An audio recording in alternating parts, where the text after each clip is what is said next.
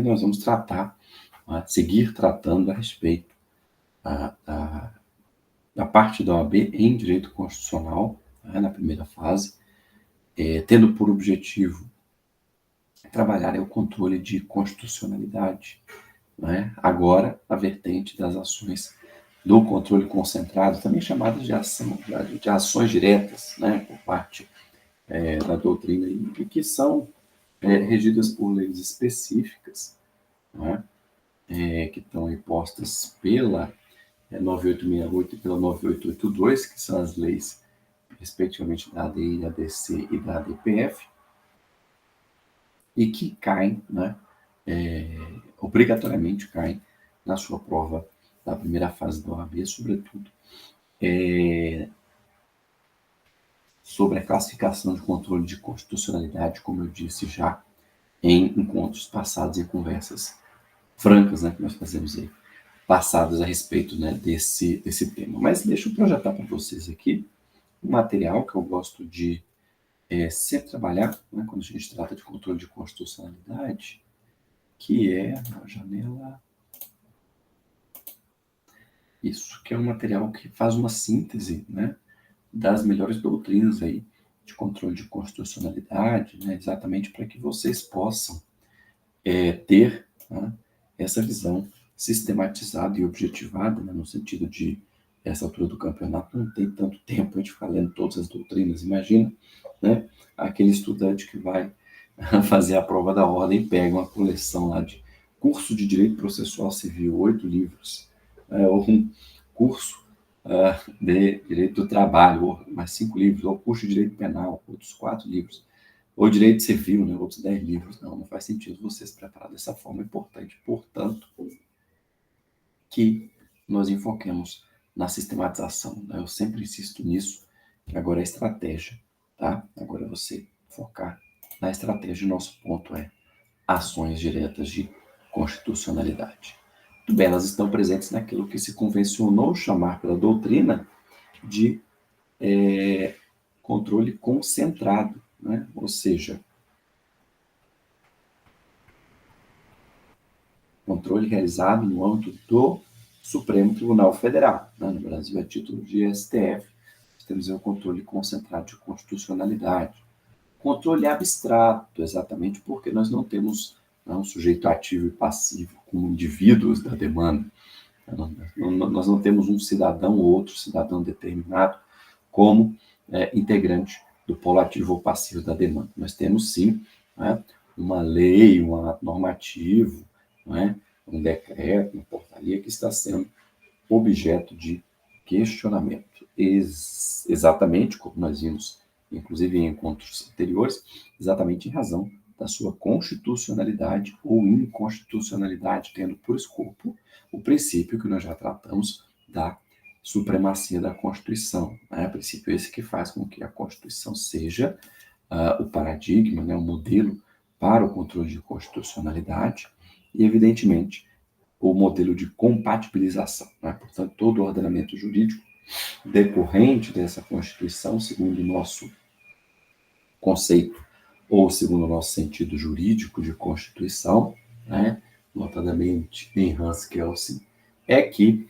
nós temos aí essa possibilidade de cotejamento, de comparação, né? A doutrina fala em cotejo analítico a despeito do controle abstrato, que é, evidentemente, né, a análise de todo o ato normativo, de toda lei, de todo decreto, portanto, de todo direito infraconstitucional, tendo como paradigma, como modelo, como base para a realização desse controle a Constituição Federal, e, portanto, é um controle que nós chamamos de controle abstrato, né? Realizado, portanto, sem interesses subjetivos, né, no processo, mas sim interesses objetivos, interesses que envolvem toda a nação, todo o Estado democrático do direito, que não pode coexistir com normas inconstitucionais.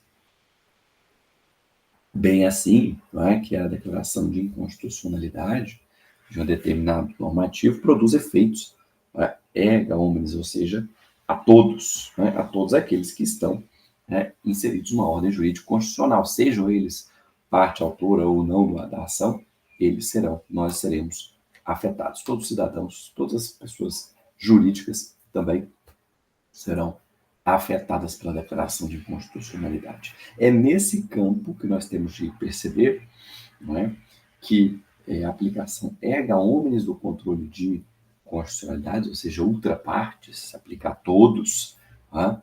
Ela também produz efeitos, né, ex tunc, ou seja, efeitos retroativos. Ex tunc quer dizer, né, letra T quer dizer volta para trás, ou seja, produz efeitos retroativos.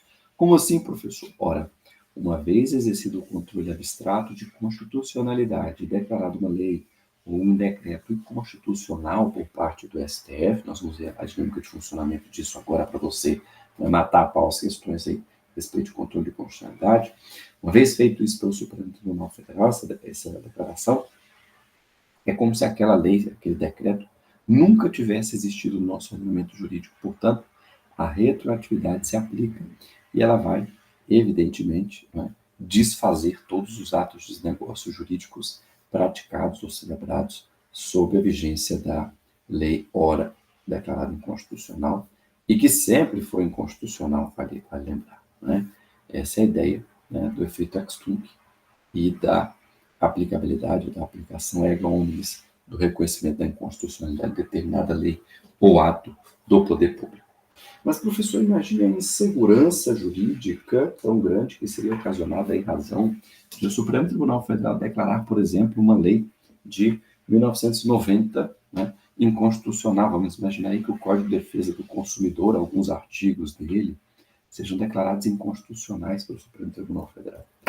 Todas as ações judiciais que tiveram como causa de decidir, ou seja, que invocaram aqueles artigos declarados inconstitucionais hoje pelo STF, deverão ser revisadas.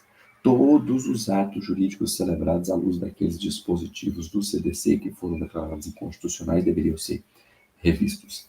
Imagine o tamanho da insegurança jurídica ocasionada por esse efeito ex tunc, ou seja, por esse efeito retroativo do controle abstrato. Para não gerar esse tipo de situação, ou esse tipo de elevadíssima insegurança jurídica, não é que houve a construção jurisprudencial, legal e doutrinária no sentido, né, da modulação de efeitos. E essa expressão gosta de cair na prova da OAB nesses termos, modulação de efeitos. O que vem a ser Aline, Igor, Iuris, Hilde, né? O que vem a ser a modulação de efeitos com a ação direta de controle de constitucionalidade. É exatamente, né, o Supremo Tribunal Federal, por meio de seu órgão plenário, afirmar a partir de quando vale a sua decisão. Ou seja, reduzir os efeitos ex tunc para os efeitos a partir da data que o Supremo Tribunal Federal disser que vale a sua decisão. Por que fazer isso? Como eu narrei, para não produzir insegurança jurídica e o desfazimento de uma série de negócios jurídicos, de uma série de atos jurídicos, de uma série de elementos e práticas havidos aí pelo poder público, tá? Então, importante a gente rememorar esse conceito de ex tunc e ex nunc, né? Ex tunc retroage até a data da formulação da lei ou ato normativo, e ex nunc não retroage, ou seja, a partir da data da decisão ou do trânsito em julgado da decisão, né? Ou aí, segundo a modulação de efeitos, a partir da data que lhe fixar o acórdão do STF. É um controle, obviamente, repressivo, não é? Vejam vocês que quando né, que haja admissibilidade de uma ação direta de constitucionalidade, uma ação declaratória de constitucionalidade, ou eventualmente, né, em face de direito municipal, por exemplo, uma arguição de descumprimento de preceito fundamental, é necessário que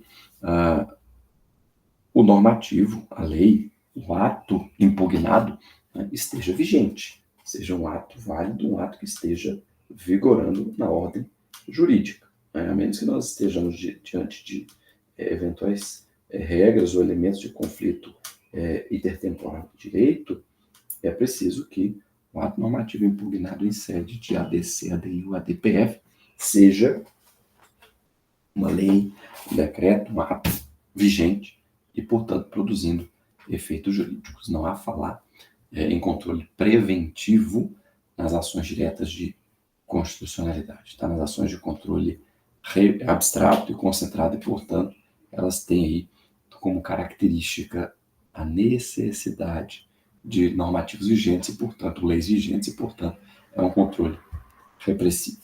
Tá? Então, esses são 3 elementos basilares para se trabalhar a ideia das ações diretas de controle de constitucionalidade. É um controle concentrado, realizado no âmbito de uma única corte, em face da Constituição Federal, né, do Supremo Tribunal Federal, e no âmbito de uma única corte em relação ao direito estadual, ou seja, as constituições estaduais, que são parâmetros de controle de constitucionalidade no âmbito dos TJs, né, dos Tribunais de Justiça dos Estados.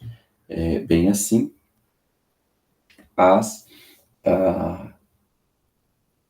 os atos, né, e as normas do poder público estadual e ou municipal que tenham aí também, né, previsão nas constituições estaduais e no DF, no caso do DF, na lei orgânica do DF, e que vão ser realizados no âmbito dos TJs. Então, em controle concentrado, quem faz controle concentrado de constitucionalidade no Brasil hoje, né, são todos os TJs, os 27 TJs, mais o Supremo Tribunal Federal. É evidente que os parâmetros para o controle de constitucionalidade, né, são, a priori, diversos. Né? Os TJs em sede das constituições estaduais e o Supremo em sede da Constituição Federal. Por certo e por óbvio, existem normas, né, por exemplo, de divisão, repartição dos poderes, né, normas da Constituição Federal que são, né, de repetição obrigatória, ou seja, que são obrigatoriamente copiadas pelas constituições dos estados. Os estados devem copiar a dinâmica de tripartição de poderes, um poder executivo, um poder legislativo e um poder judiciário. Essa norma, como ela é na Constituição Estadual, como ela é Ctrl+C, Ctrl+V da Constituição Federal, a norma constitucional de repetição obrigatória. Como assim, professor? Da mesma forma que está na Constituição do Estado de Tocantins, está na Constituição Federal. Da mesma forma como está na lei orgânica do DF, está na Constituição Federal. Da mesma forma como está na Constituição do Estado de Santa Catarina, está na Constituição Federal. Ou seja, é repetição da Constituição Federal. Então, se o TJ do Estado de Tocantins, o TJDFT, o TJSC julgarem inconstitucional determinada lei, tendo como parâmetro, né, a Constituição Estadual ou norma da Constituição Estadual, que é cópia da Constituição Federal, essa ação direta de inconstitucionalidade, essa representação de inconstitucionalidade, né, ou como chama a Constituição Estadual, julgada nesses TJs, vai poder ser levada para o Supremo Tribunal Federal em sede, né, de recurso extraordinário, né, de recurso extraordinário. Tá? Então, percebam que é permissivo de recurso extraordinário, tá? A ação de controle concentrado, não é, de lei ou ato estadual ou municipal que tenha como parâmetro dispositivo de Constituição Estadual que seja norma de reprodução ou repetição obrigatória da Constituição Federal. Aí vai subir, logicamente, não é, pelo alinhado permissivo do constitucional, ou seja, artigo 102, inciso 3º, a linha A, não é?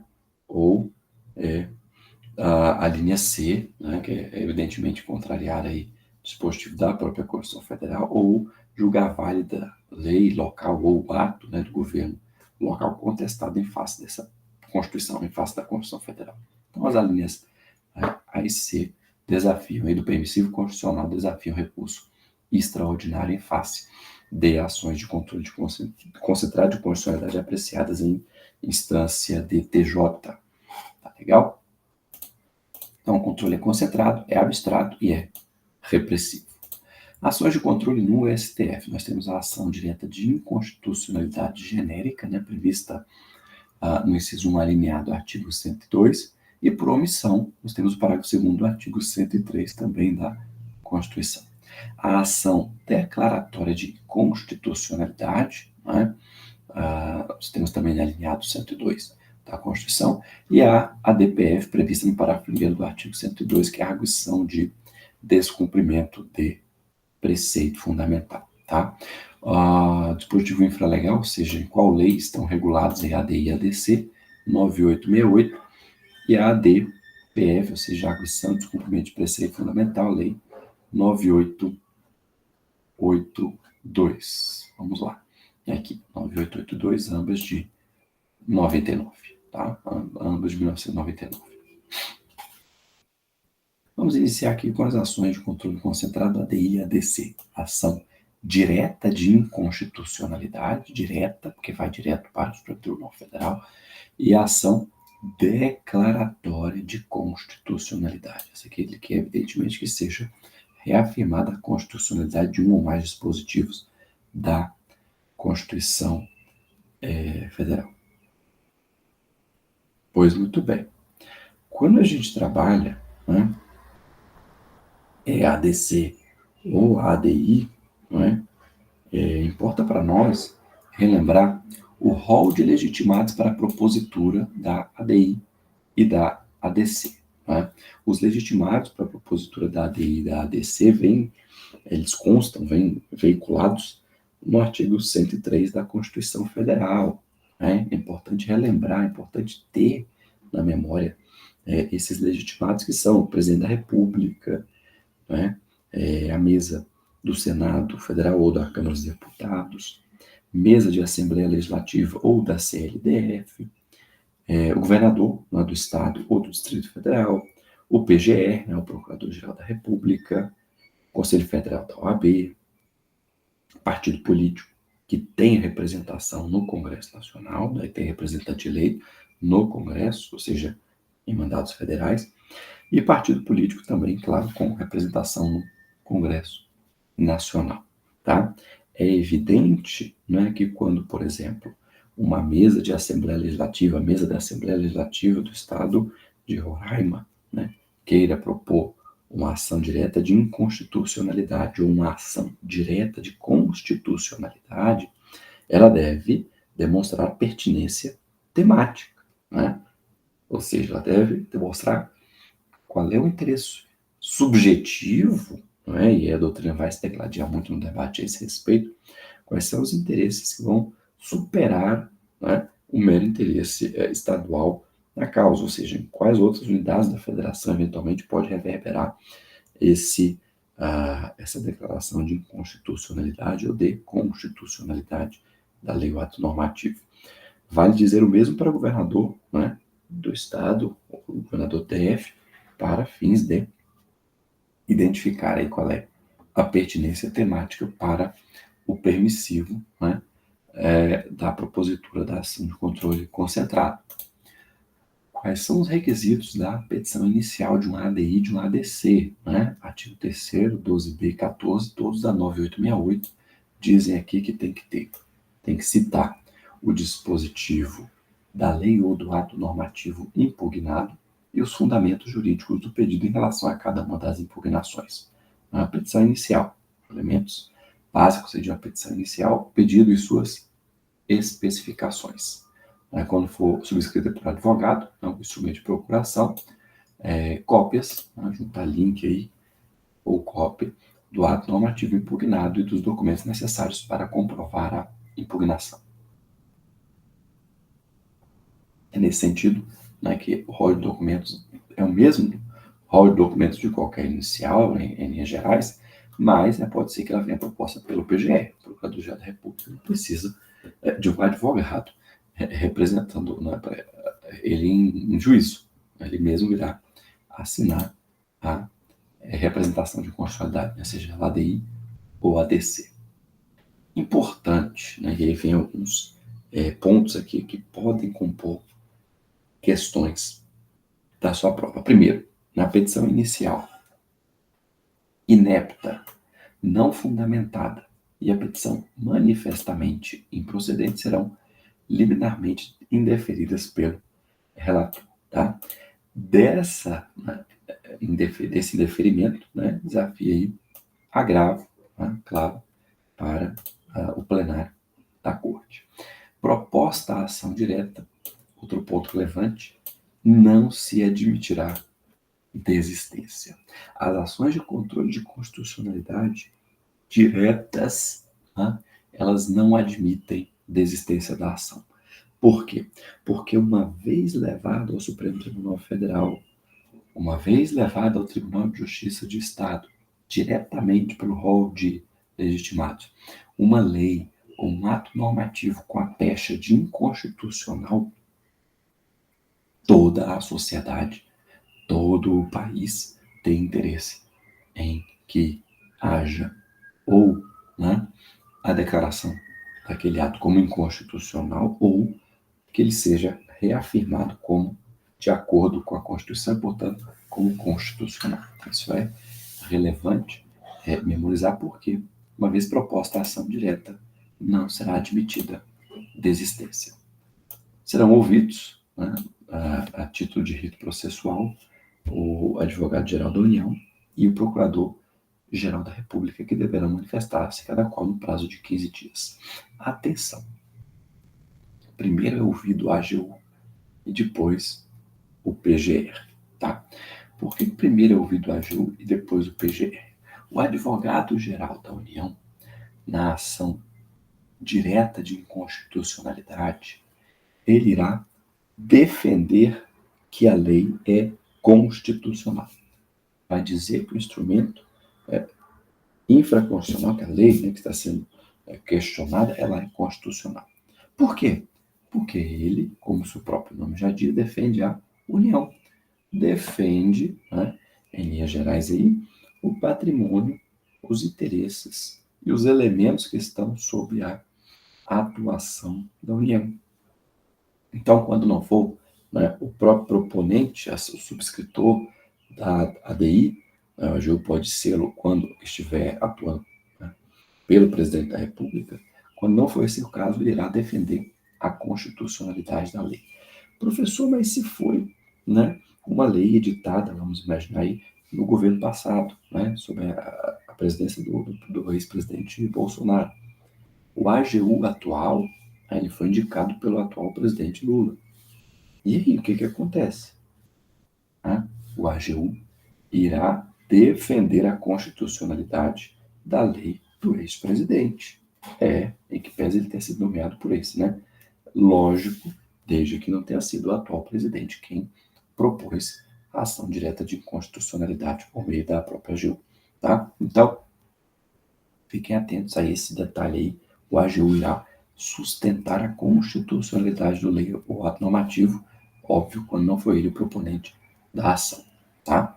Professor, mas o AGU do Lula vai sustentar a constitucionalidade de uma lei editada pelo Bolsonaro? Sim, né, porque ele representa a União, e não um presidente da República, A, B, C ou D. Então, fica esse detalhe importante. E em razão disso, né, que o AGU ele é ouvido, ele é manifestado antes do PGR, porque a partir dessa defesa construída pelo AGU é que o Procurador-Geral da República irá ofertar um parecer, irá lavrar um parecer, né, pela constitucionalidade, reconhecendo que a sustentação da AGU de fato convence, ou pela inconstitucionalidade, manifestando-se favoravelmente ao pleito, entabulado por partido político, por mesa de Assembleia Legislativa, por governador de Estado, etc. Tá? Então, essa é a ordem. Primeiro AGU e depois PGR a se manifestarem no processo. Tá? Isso aqui cai na prova de derruba bastante gente. A decisão sobre a constitucionalidade ou a inconstitucionalidade da lei ou do ato normativo somente será tomada se estiverem presentes na sessão 8 dos 15 ministros, dos 11 ministros, desculpa, 8 dos 11 ministros que compõem o Supremo Tribunal Federal. Então tem que ter pelo menos 8 dos 11 para que seja, né, declarada a constitucionalidade ou inconstitucionalidade de uma lei ou ato normativo. É um quórum que nós chamamos de quórum qualificado. Efetuado o julgamento, proclamar-se-á a constitucionalidade ou inconstitucionalidade da disposição ou da norma impugnada, se num ou noutro sentido se tiverem manifestado pelo menos 6 ministros, quer se trate ação direta de inconstitucionalidade ou de ação declaratória, tá? Então, tem que estar presentes na sessão 8 ministros, o quórum é de 2/3, né? E para declarar a inconstitucionalidade ou a constitucionalidade, a maioria dos membros. Se não for alcançada a maioria necessária à declaração de constitucionalidade ou de inconstitucionalidade, estando ausentes ministros em número que possa influir no julgamento, o julgamento será suspenso a fim de aguardar-se o comparecimento dos ministros ausentes até que se atinja o número necessário para a aprovação da decisão em um ou outro sentido. Então, rito aí de julgamento, tá? O mais importante é o quórum para instalação, 8 ministros, e o quórum para julgamento, 6 ministros. Tá? Outro detalhe relevante é a natureza dúplice das ações de controle concentrado de constitucionalidade. Vejam vocês que, uma vez proclamada a constitucionalidade, é julgada improcedente a ação direta de inconstitucionalidade. Se o plenário do Supremo diz que é constitucional, é porque não é inconstitucional. Tá? Ou se julgada procedente eventual ação declaratória de constitucionalidade e proclamada inconstitucionalidade, julga-se a procedente ação direta ou imprecedente eventual declaratória. Né? Ou seja, desculpa, tem a natureza dúplice, né? A ação de controle concentrado. Tá? Se ela for julgada procedente, ela vai atingir o desiderato para o qual foi proposta. Se ela for julgada improcedente, ela vai atingir o desiderato oposto ao qual ela foi proposta. Irá ou reafirmar a constitucionalidade ou irá declarar a inconstitucionalidade da lei ou ato normativo. Julgada a ação, num ou no outro sentido, será feita a comunicação à autoridade ou ao órgão responsável pela expedição do ato para que ele tome as providências, né, atinentes ao desfazimento do normativo. A decisão que declara a constitucionalidade ou a inconstitucionalidade da lei ou do ato normativo em ação direta ou declaratória é irrecorrível, ressalvada a interposição de embargos declaratórios, não podendo igualmente ser objeto de ação rescisória. Tá? Então, fiquem atentos, já caiu em prova, né, dizendo que a ADI ou ADC poderia ser objeto de rescisória, está falso. Tá? O único recurso cabível de julgamento de ADI ou ADC ou ADPF são os embargos de declaração. Tá? E, no mais das vezes, para fins de solicitar a modulação de efeitos, tal qual eu narrei, né, no comecinho da nossa live, né, no comecinho do nosso vídeo encontro. Tá? Muito bem. Ao declarar a inconstitucionalidade de lei ou ato normativo e tendo em vista razões de segurança jurídica ou de excepcional interesse social, poderá o Supremo Tribunal Federal, por maioria de 2/3 de seus membros, então o quórum para modulação de efeito volta para 8 membros, restringir, estou aqui, restringir os efeitos daquela declaração ou decidir que ela só produzirá eficácia a partir de seu trânsito em julgado ou de outro momento que venha a ser fixado. Tá? Então, o que o dispositivo previsto no artigo 27 prevê? A modulação de efeitos, tá? Em razão de excepcional interesse social ou mesmo de segurança jurídica, né? De preservação e manutenção da segurança jurídica. Artigo 28, dentro do prazo de 10 dias após o trânsito em julgado da decisão, o STF fará publicar, em sessão especial do Diário da Justiça e Diário Oficial da União, a parte dispositiva do acórdão. A declaração de constitucionalidade ou de inconstitucionalidade, inclusive a interpretação conforme a Constituição e a declaração parcial de inconstitucionalidade, sem redução do texto, tem eficácia contra todos, ou seja, erga omnes, e efeito vinculante em relação aos órgãos do Poder Judiciário e à administração pública federal, estadual e municipal. Tá? Então, o primeiro instituto que salta aos olhos aqui no estudo do artigo 28 da 9868, né, da lei da ADC-ADI, é que é possível, né, que o Supremo Tribunal Federal, no julgamento de uma ADI ou de uma ADC, diga qual é a interpretação que deve ser dada àquela lei, qual é o sentido que deve ser dado àquela lei ou àquele ato normativo para fins de que torne o normativo ou a lei constitucionais. Essa é a chamada interpretação conforme a Constituição. São aqueles atos normativos que têm a pluralidade de interpretações dele derivados. Você lê aquele inciso, aquela linha, aquele artigo, você tem várias interpretações possíveis.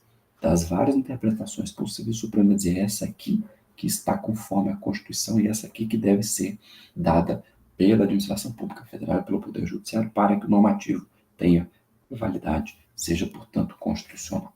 Tá?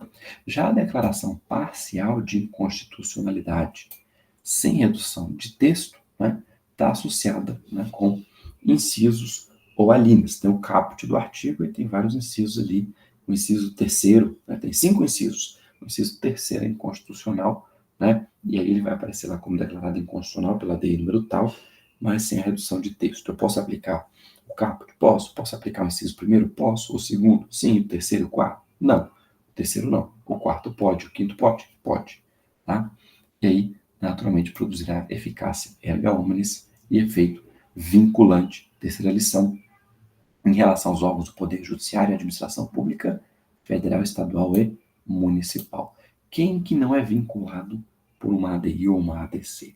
O Poder Legislativo.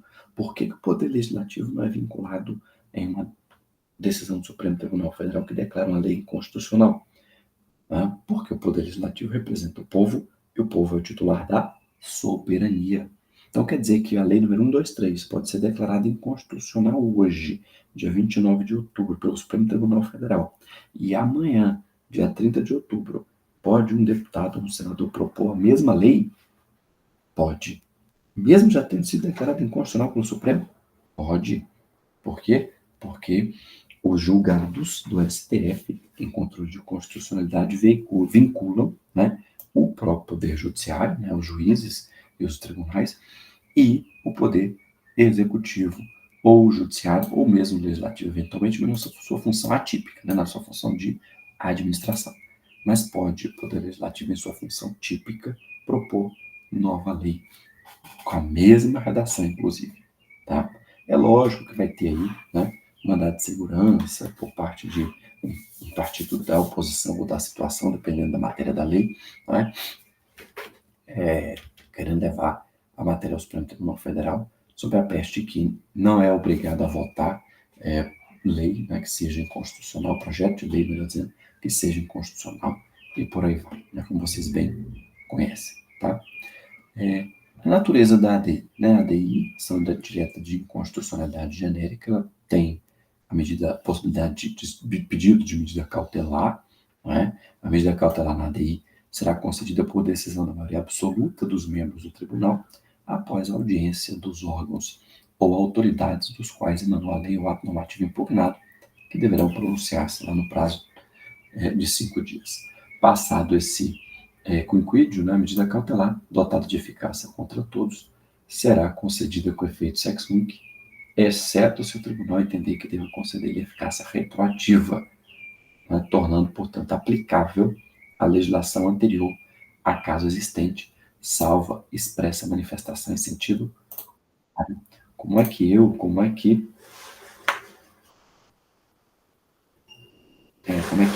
a doutrina, né, melhor posicionando, chama esse negrito aí, torna aplicável à legislação anterior. Gente, isso aí é chamado de efeito repristinatório do direito anterior. É repristinação, professor? Não. É efeito repristinatório. O que quer dizer efeito repristinatório?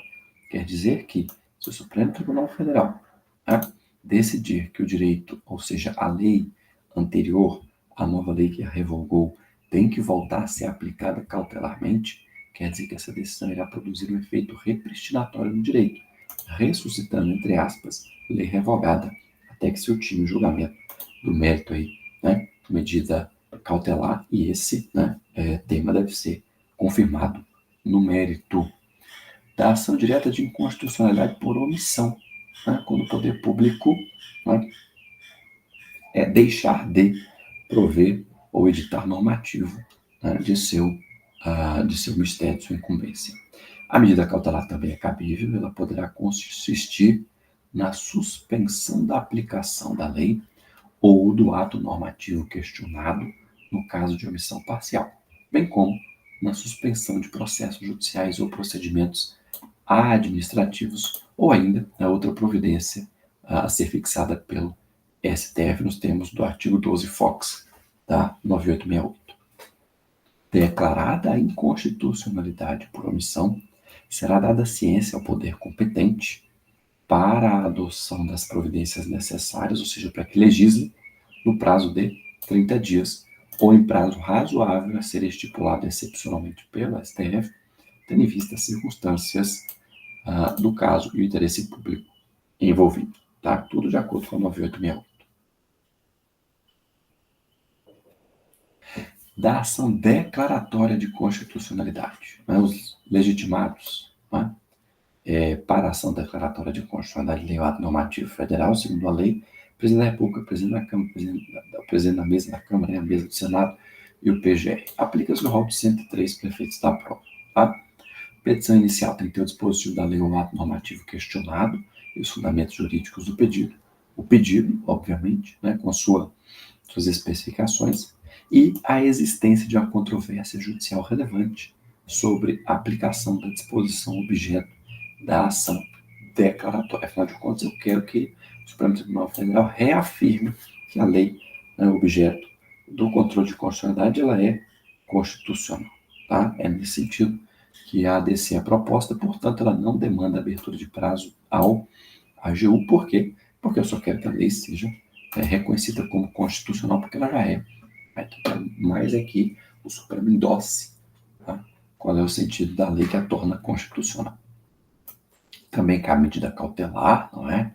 O STF, por decisão da maioria absoluta de seus membros, poderá deferir pedido de medida cautelar na ação declaratória, consistente na determinação de que os juízes e tribunais suspendam o julgamento dos processos que envolvam a aplicação da lei ou do ato normativo, objeto da ação até o julgamento em definitivo da ADC.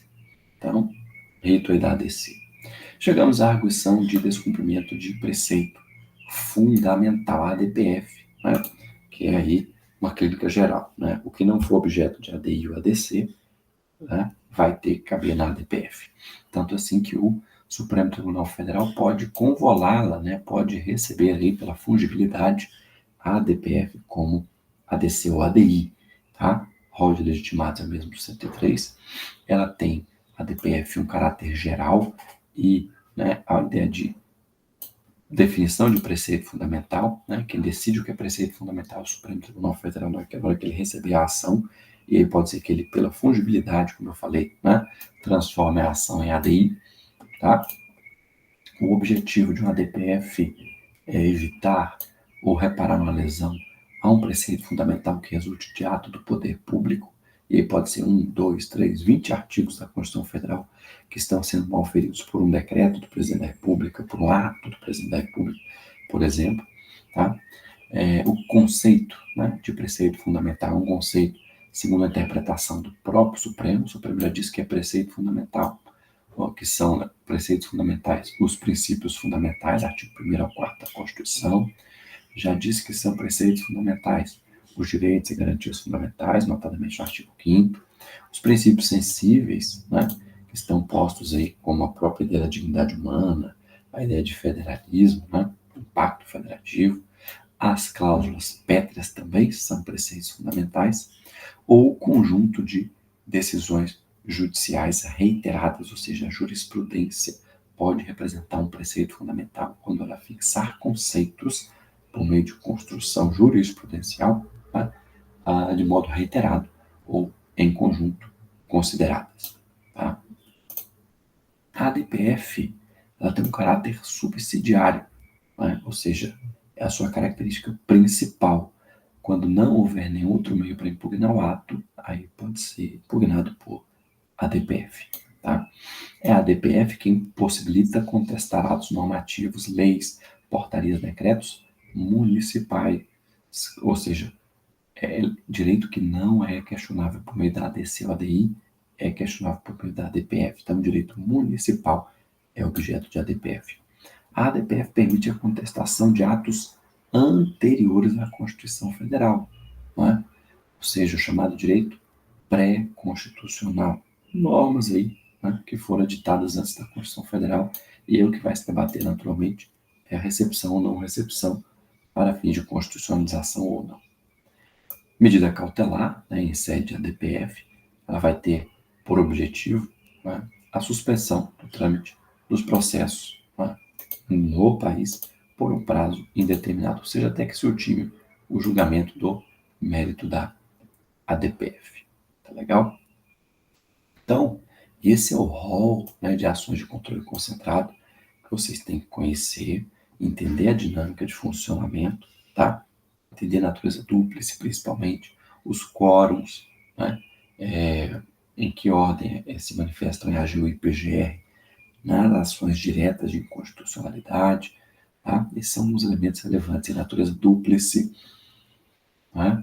Eficácia erga omnes, efeito vinculante, né? De toda a administração pública e do Poder Judiciário, mas não é efeito vinculante ao Poder Legislativo em sua função típica, tá? A possibilidade de deferimento de medidas cautelares, né? E, claro, né, as regras gerais aí da 9868 e da 9882. Então, algumas observações e revisões aí de características importantes das ações de controle concentrado para você sedimentar o conteúdo que a gente trabalhou, tá? Nessa nossa live de hoje. Vamos ao quórum. Quórum da declaração de inconstitucionalidade, né? Está aí o plenário do Supremo Tribunal Federal. Para a instalação, preciso de 2/3, ou seja, eu preciso de 8 ministros presentes à sessão. Se não tiver 8 ministros presentes na sessão, né, estão viajando, estão de férias, estão em atestado, ou está vago o cargo, né, não tem 8, não posso iniciar o julgamento de ADC, ADI ou ADPF. Posso iniciar o julgamento de outras ações? Pode, né, ações aí originárias, ação penal originária, inquérito, eventuais recursos, aí tudo bem, né, mas não pode para ADI, ADC ou ADPF, porque são ações cujo elevado fardo, né, de reconhecer a constitucionalidade e a inconstitucionalidade do direito deve ser tomado por um quórum qualificado de 2/3 e, portanto, de 8 ministros. O julgamento é por maioria, né, o julgamento 6 dos 11, ou melhor, 6 dos 8 presentes, né, bastam 8 presentes, mas pode ser 6 dos 8, 6 dos 9, 6 dos 11, tem de julgar num ou no outro sentido. Já a modulação de efeitos, né, dizer que irá produzir efeitos só a partir da decisão, ou só a partir da petição inicial, ou só a partir de determinada data, e não desde a origem da lei, é preciso que haja aí o voto de 8 dos 11 ministros no Supremo Tribunal Federal. Tá? Temos aí, portanto, o problema de julgamento do case by case, né? A gente julga caso por caso e não pedidos por pedidos, né, dos julgamentos no Brasil. E a jurisprudência do Supremo Tribunal Federal mais recente sobre a ADI, ADC e ADPF, que pode eventualmente ser objeto de cobrança da tua prova.